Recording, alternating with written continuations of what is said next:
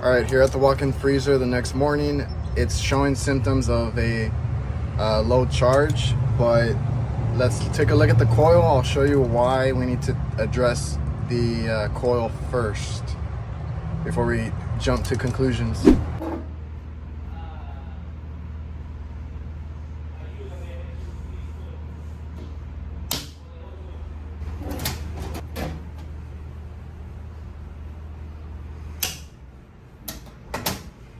All right, it's on hinges. I need to bring this down carefully, watch out for the drain, and we're gonna look at the inside.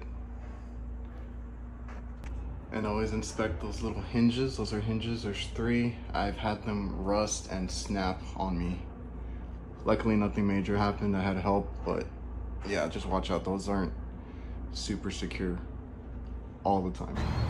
All right, so a lot of times I'm lucky and there's a piece of the drain I can remove. This one's all glued all the way, so got a coupling. We're gonna cut a piece out, make sure we catch all the water that comes out, and then I'll put a coupling back when I'm done with it.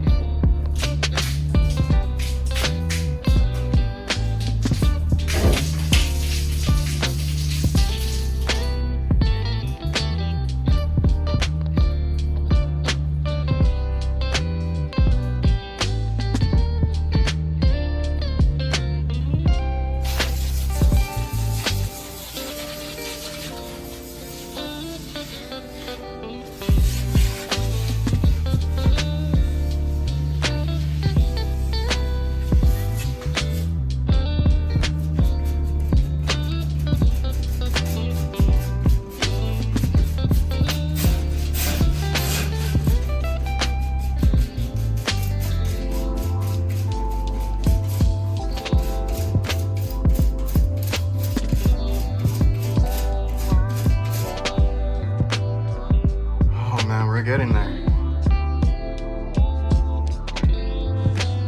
So I would need a lot more time to kind of get this perfect, and I would need water and stuff. I'm trying not to make a mess. Everything's just falling here. So I'm trying to keep it. But you see all the blankets here?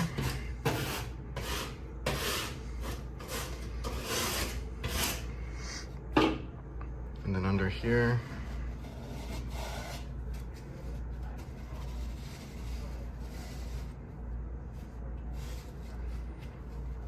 Big old chunks. Under here.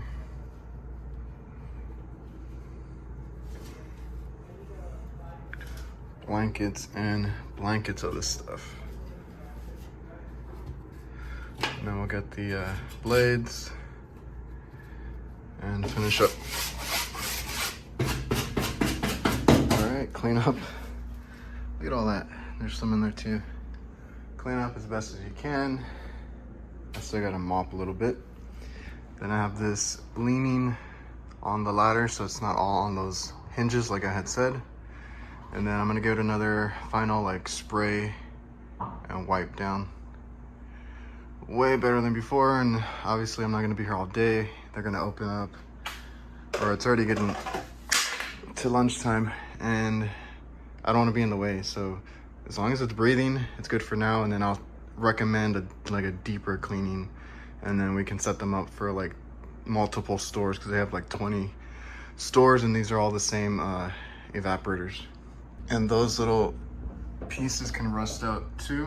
Like that one over there is looking bad. This one at least is looking good. That one over there I think is fine too, but be careful because then these also break on me.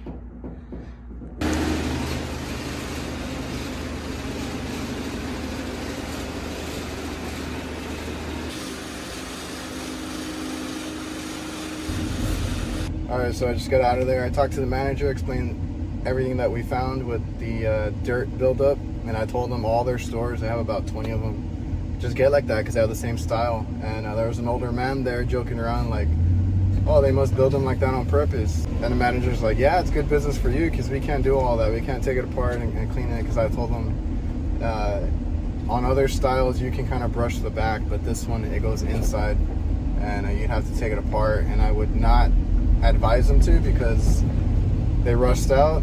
And like I said, on me, I've even had them snap, and I'm having like oh shit moments.